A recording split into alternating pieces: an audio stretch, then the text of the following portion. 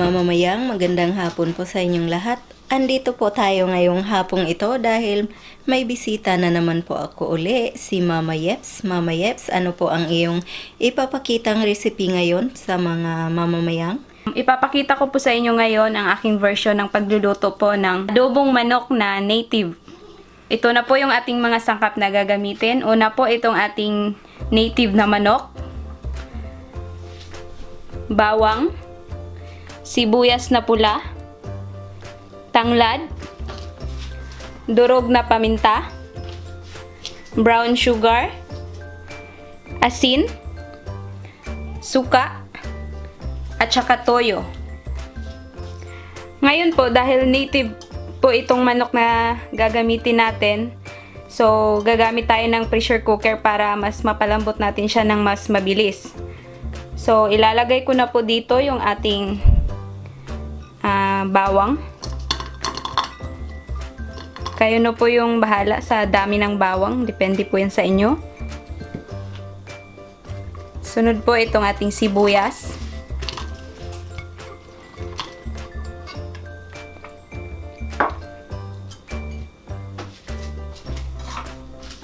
Maglagay din po ako ng durog na paminta. Tapos brown sugar, mga 2 kutsara muna yung ilalagay ko. Titikman ko na lang po mamaya kung kulang pa. Tapos po maglalagay po ako ng mga 1/2 cup na soy sauce or toyo.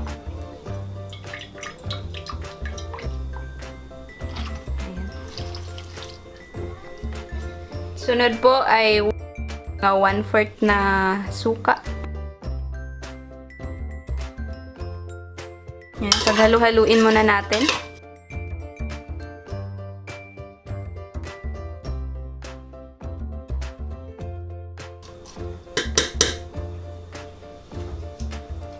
Tapos lalagyan ko na po ng kaunting asin.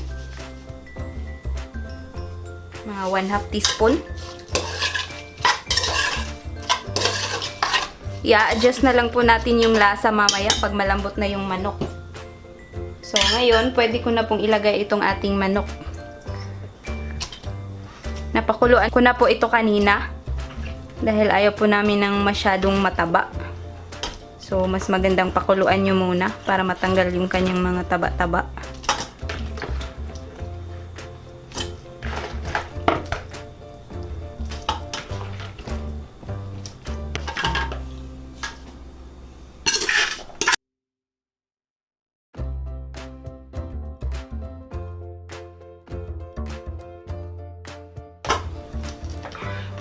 Nilipat ko pala dito kasi gusto kong haluin muna para magpantay yung kanyang lasa sa ating manok.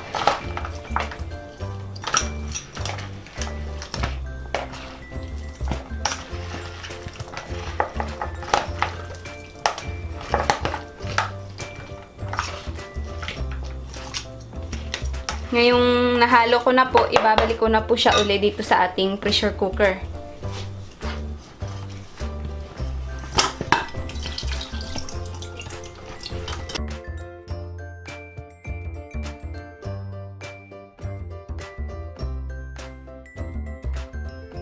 Lalagay po ako ng sabaw para lumambot yung ating manok.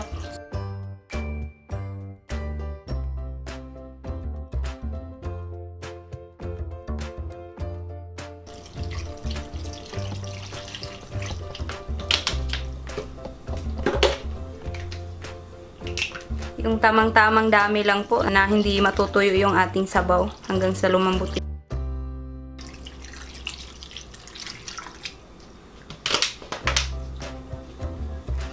Tapos isasabay ko na po itong tanglad para mas mabango po yung ating manok or adobo. Ayan.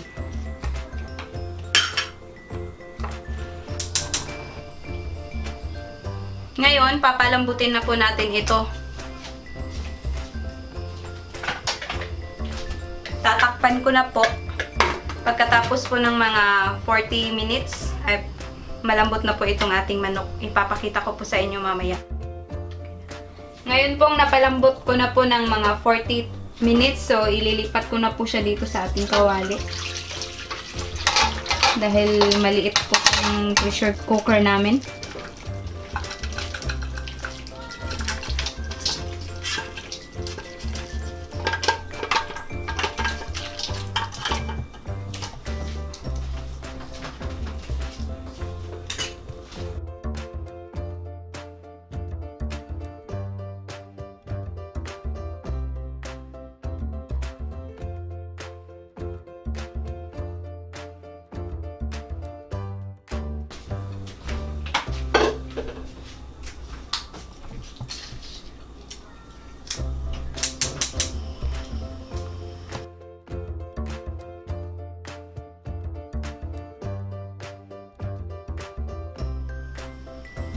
Ngayon po, patutuyuin po natin siya ng kaunti para ma-absorb niya po yung lasa.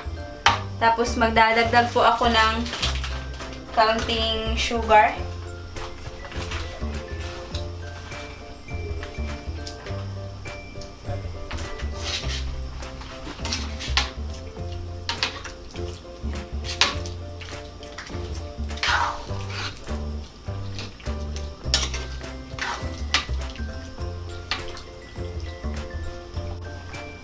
Ngayon, tatakpan muna natin. Ngayon po, magdadagdag pala ako ng nilagang itlog. Optional lang po ito kung gusto nyo pong maglagay. Pero kung ayaw nyo po, huwag nyo na lang pong lagyan. Yan.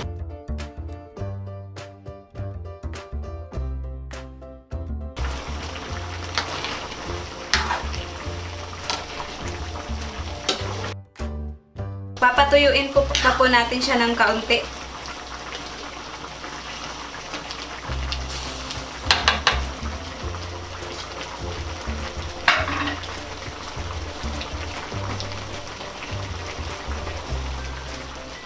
Ayan na po mga mamamayang ang ating adobong native na manok. Ayan na po, luto na po siya. Ito turn off lang po natin yung ating stove. At atin na pong hahanguin ito para makakain na ang ating bisita.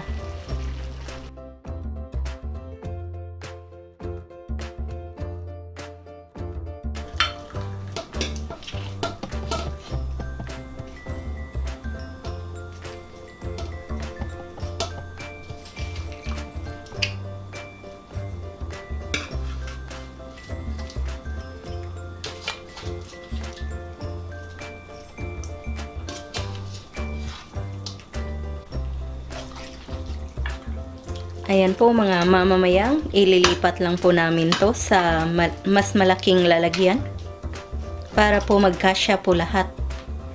Kasi masyado pong marami itong naluto namin na adobong manok.